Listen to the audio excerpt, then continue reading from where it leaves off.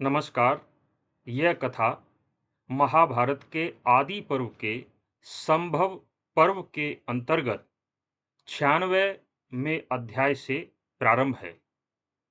इस कथा में आप जानेंगे गंगा ने राजा शांतनु से ही क्यों विवाह किया था, जबकि उस समय और भी राजा थे। वसु देवताओं को किसने और क्यों शाप दिया था। अंतिम वसु जीवित क्यों बचे थे।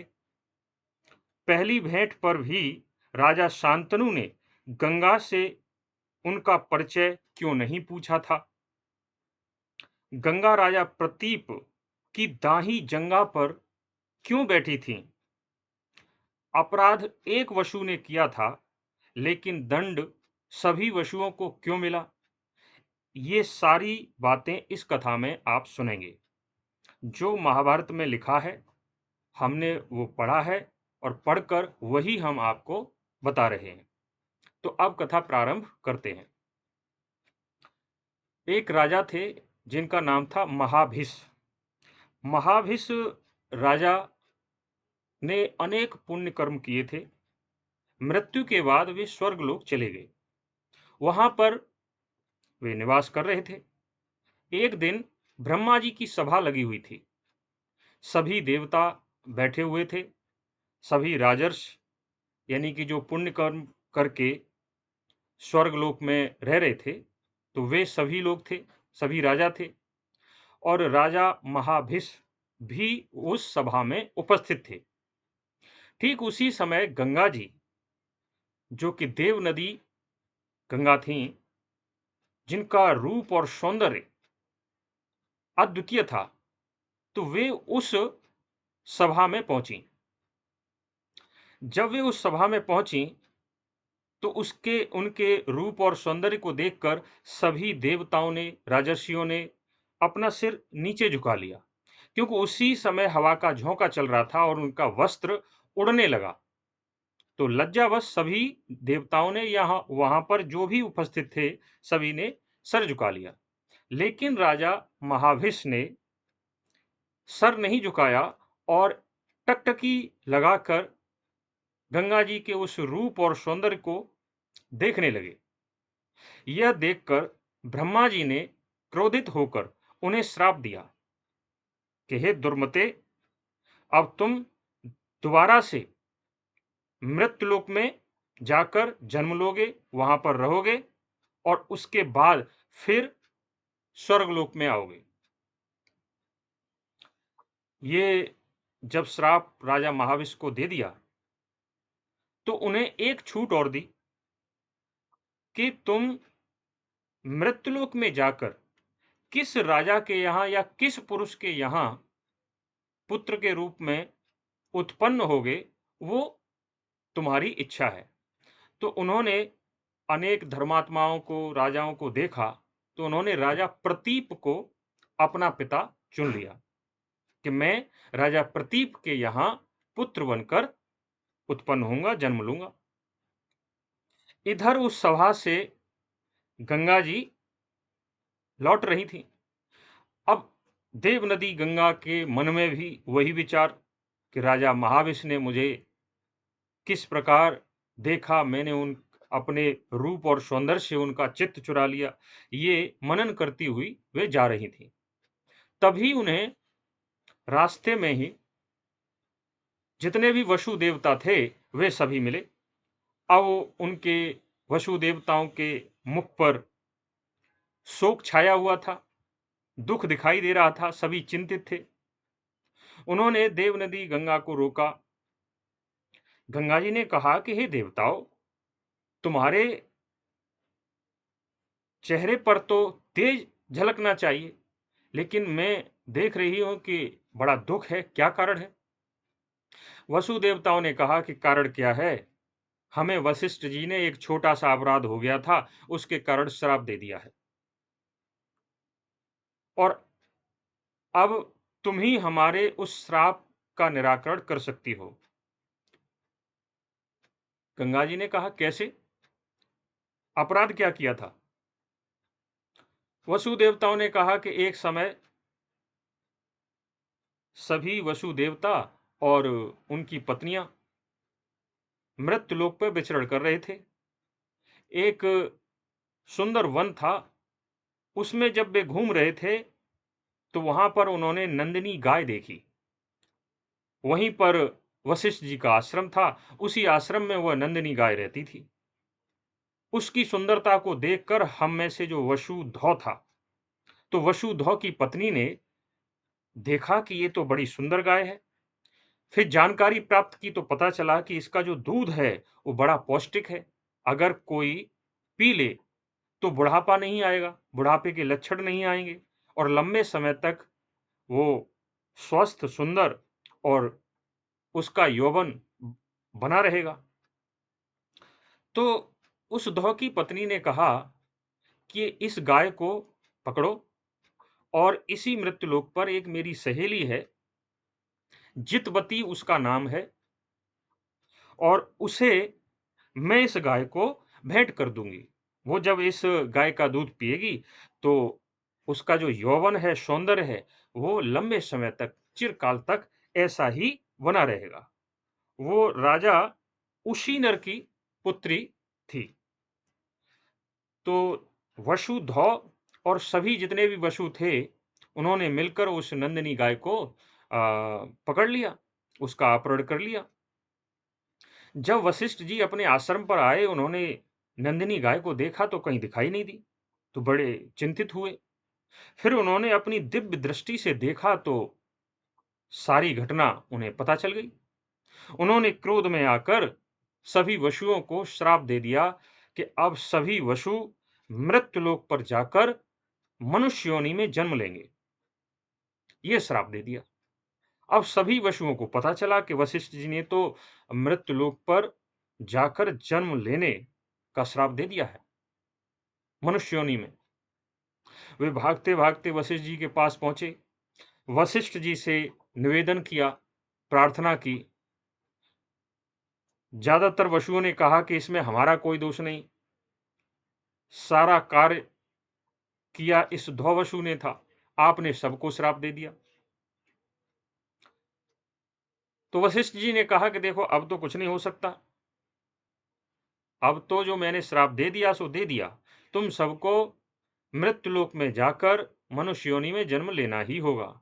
लेकिन हाँ, इतना मैं कर सकता हूं, इतना मैंने छूट दे दी है कि तुम सभी वसु जन्म लेते ही मनुष्य लोक से तुम्हारा उद्धार हो जाएगा, तुम इस शाप से छूट जाओगे।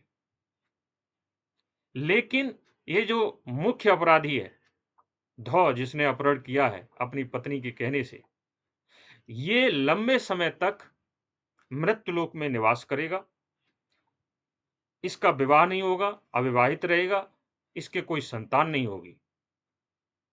ये श्राप दे दिया। अब हम आपके पास आए हैं कि आप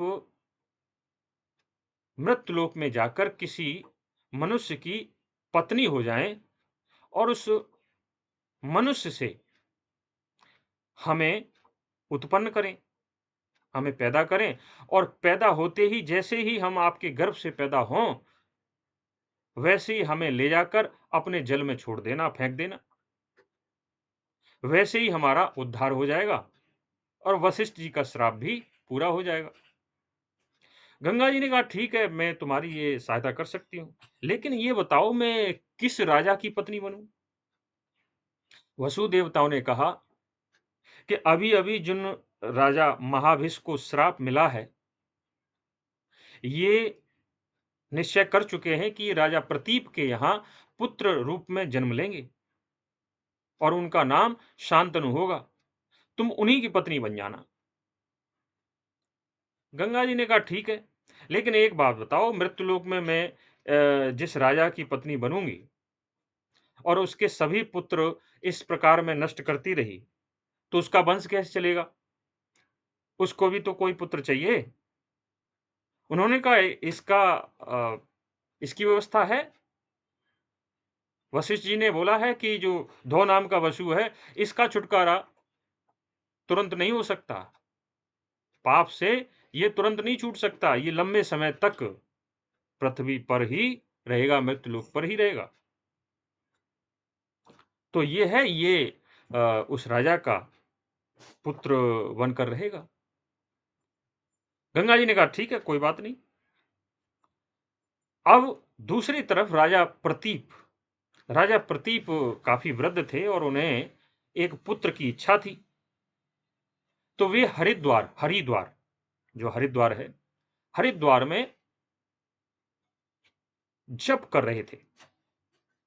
तभी एक दिन देव नदी गंगा अप्सराकार के समान रूप और सौंदर्य धारण करके, जिसे एक बार देख ले तो मनुष्य कामातुर हो जाए देखते ही, इतना सुंदर रूप धारण करके राजा प्रतीप की दाही जंगा पर जाकर बैठी और कहा, गंगा ने कहा कि हे राजन, मैं आपसे अनुराग करती हूं और मुझे आप स्वीकार करें और मेरे साथ काम भोग करें।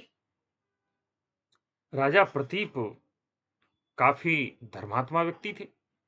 उन्होंने कहा, हे देवी,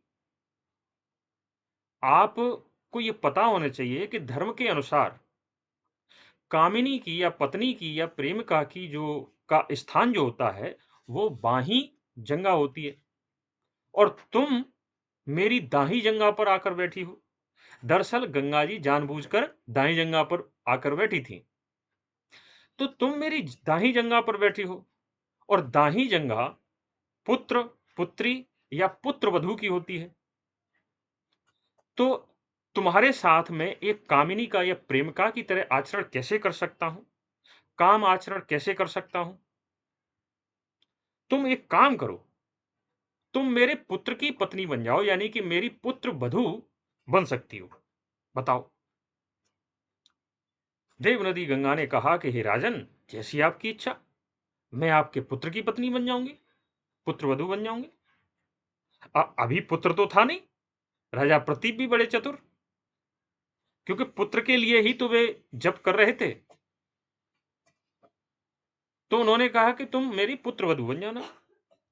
गंगा जी ने भी कहा कि ठीक है, मैं तुम्हारी पुत्र वधू बन जाऊंगी, लेकिन एक शर्त है, तुम्हारा पुत्र जब मुझसे पहली बार मिले तो मैं कौन हूं, कहां से आई हूं, मैं किसकी पुत्री हूं, मेरा परिचय ना पूछे, तो मैं तुम्हारी पुत्र वधू बन जाऊंगी। राजा प्रतीप ने कहा कोई बात नहीं। फिर कुछ समय के और उस समय ये कहकर देव नदी गंगा वहीं पर अंतर्ध्यान हो गई। कुछ समय के बाद राजा प्रतीप जो वृद्ध थे, उनके यहां एक पुत्र उत्पन्न हुआ और क्योंकि राजा प्रतीप बड़े शांत थे, इसलिए उस पुत्र का नाम शांतनु रखा गया। जब शांतनु बड़े हुए, युवराज घोषित हुए, एक दिन राजा प्रतीप ने बुलाकर कहा कि पुत्र, कभी भी तुम अगर वन में विचरण कर रहे हो और अचानक अत्यंत ही सुंदर देव कन्या के समान एक युवती सहसा ही तुम्हारे सामने प्रकट हो जाए और तुम्हारे साथ विवाह करने की इच्छा रखे, तो तुम उससे कुछ मत बोलना, उसे अपने महल ले आना और उससे विवाह कर लेना। शांतनु ने कहा ठीक है पिताजी। कुछ समय के बाद राजा प्रतीप ने शांतनु को राजा बना दिया और स्वयं पत्नी सहित तपस्या के लिए चले गए। उसके बाद एक दिन राजा शांतनु गंगा जी के किनारे घूम रहे थे। तभी अचानक अत्यंत ही सुंदर देव कन्याओं के समान गंगा प्रकट हुई। शांतनु समझ गए कि पिताजी ने तो पहले ही कह रखा है कि इनके बारे में कुछ पूछना नहीं है, कुछ परिचय नहीं लेना है। शांतनु ने उनसे विवाह करने की इच्छा प्रकट की। गंगा ने कहा कि देखो, मैं तुमसे विवाह तो कर लूंगी, लेकिन हे राजन, मेरी एक शर्त है। विवाह के बाद मैं जो कुछ भी आचरण करूं, तुम टोका टाकी नहीं करोगे और जिस दिन तुमने मेरे आचरण पर उँगली उठाई, क्रोध किया, अपशब्द कहे, उसी दिन मैं तुम्हें छोड़कर चली जाऊँगी। राजा शांतनु ने कहा, कोई बात नहीं, मैं शर्त मानता हूँ, तुम मेरी पत्नी बन जाओ। इस प्रकार राजा शांतनु की पत्नी गंगा बन गई, उनका विवाह हो गया। जो भी विधि-विधान थे, महल में जाकर शुभ मुहूर्त निकाला गया और उस समय उनका विवाह हो गया। विवाह होने के उपरांत कुछ समय के बाद पहला पुत्र हुआ। पुत्र होते ही गंगा जी उसको लेकर गईं और गंगा जी के जल में, अपने जल में छोड़ दिया। छोड़ते ही और कहा कि हे वत्स, जाओ, तुम्हारा उद्धार हो, तुम साप से मुक्त हुए। ये कहकर वापस आ गई। अब राजा शांतनु कहें तो कहें क्या, क्योंकि शर्त में बंधे हुए हैं। कहते हैं तो इतनी सुंदर पत्नी अभी चली जाएगी। ऐसे ही 7 पुत्र हुए और सातों पुत्रों के साथ यही हुआ। फिर जब 8वां पुत्र हुआ तो अब सब्र का बांध टूट चुका था। कहते ना कि विधि का विधान होया वही जो राम रच राखा। ये तो पहले से निश्चित था। वशिष्ठ जी ने बोला ही था कि 8वां जो वसु है वो लंबे समय तक जिएगा। लेकिन इधर क्या हुआ कि शांतनु के क्रोध का जो बांध था वो टूट गया और उन्होंने कहा कि हे पुत्र घातनी, हे दुष्ट, तू अपने पुत्रों को ही खा गई, 7 पुत्र खा गई। अब इसको भी तू मारने के लिए लेके जा रही है, इसको मत मार। जब ऐसा कहा और भी शब्द कुछ कहे तो गंगा जी मुस्कुराते हुए बोली कि हे राजन, तुमने अपनी शर्त को तोड़ दिया। तुम चिंता मत करो, इस पुत्र को मैं नहीं मारूंगी, लेकिन अभी शिशु है यह, इसलिए मैं इसे अपने साथ लेकर जाऊंगी और जब यह पूरी तरह से युवा हो जाएगा, शिक्षित हो जाएगा, तब मैं तुम्हें इसे सौंप दूंगी। जब तुम मुझे पुकारोगे तो मैं प्रकट हो जाऊंगी, लेकिन अब समय आ गया है, अब मैं तुम्हारे साथ नहीं रह सकती, क्योंकि तुमने शर्त तोड़ दी।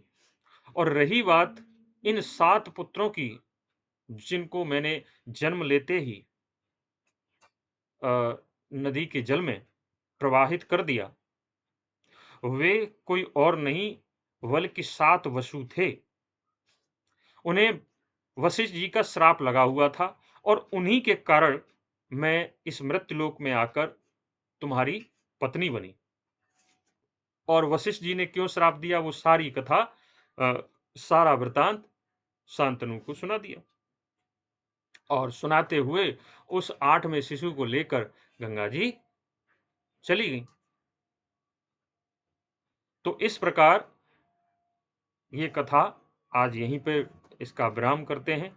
आगे फिर क्या हुआ ये हम अगले पार्ट में, अगली कथा में बताएंगे। जो कुछ भी महाभारत में लिखा है, हमने पढ़ा है, वही हमने आपको बताया है, बिना किसी मिर्च मसाले के, एज इट इज जो लिखा है। तो आज के लिए धन्यवाद।